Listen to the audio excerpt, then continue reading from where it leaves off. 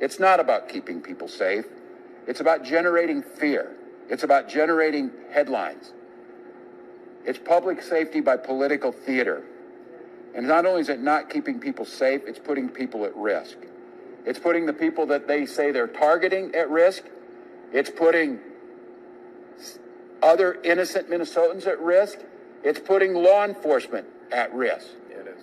And I will not be lectured about protecting law enforcement for the people who instigated January 6th and attacked people who were my friends of Capitol Police. Right. So Minnesotans will not be lectured by this administration about anything, especially about public safety and human decency.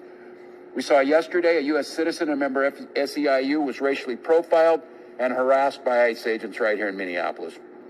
In Minnesota, we'll prosecute criminals because of their actions, regardless of their race, their background, their immigration status. That's right.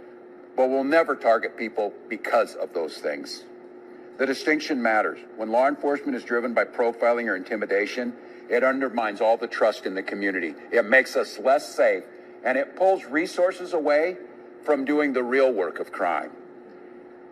Minnesota is not going to play along with their strategy. Will not allow our communities to be used as political theater or for their personal benefit. I think it's pretty clear to all of us exactly what this president is doing. He's targeting states and communities that he has a national political fight against and that he doesn't agree with. It's also a distraction from his own personal crimes that are out there being investigated while he's harassing others. So as Minnesotans,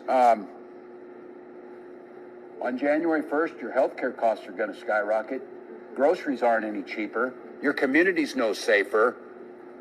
And we have people that won't even communicate the most basic things amongst law enforcement as we've always worked together. And it never mattered before who the administration was until this one. So this is what happens when your own federal government wages war against you. This is what happens when they target communities for their own benefit. This is what happens when they scapegoat. And this is what happens when they no longer hide the idea of white supremacy when you hear the Vice President of the United States talk about now white people won't have to apologize for being white. That's never happened once in my whole damn life. And I think everybody in this room knows what they're doing. So we're here today to say enough of this. We're here today to stand that Minnesota will protect their neighbors, to tell those folks who are out there who are too scared to send your children to school, who are too scared to visit a local business, who are too worried about maybe picking up extra food during the holidays at the food banks. We will do all we can to make those corridors safe for you, to make sure you're able to do what you need to do. So I'm grateful for the leadership in this room. I'm grateful that the folks who've been standing up time and time again. I'm grateful to our faith community that took this out of the political realm and made this about humanity. And the reason we're here, like all of you had, we hear rumors, we hear suggestions of things, because it's how they operate, that there will be an increased presence. I would tell you, if I were a betting person, they will do it over these holiday seasons because it makes it especially cruel. It makes it especially mean-spirited. It makes it especially traumatizing for communities that wish to gather and to celebrate in their faith on these most important of the high holidays in all of our faiths. So I would fully expect, and we are preparing for, an influx of more agents, more of the very visible public theatrics of the raids, of the harassments, and you got faith leaders here.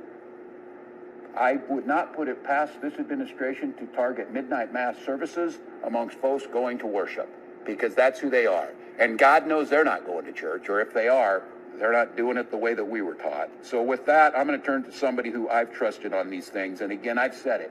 You don't need your elected officials to give you a sermon. They should try and live one. So I know if I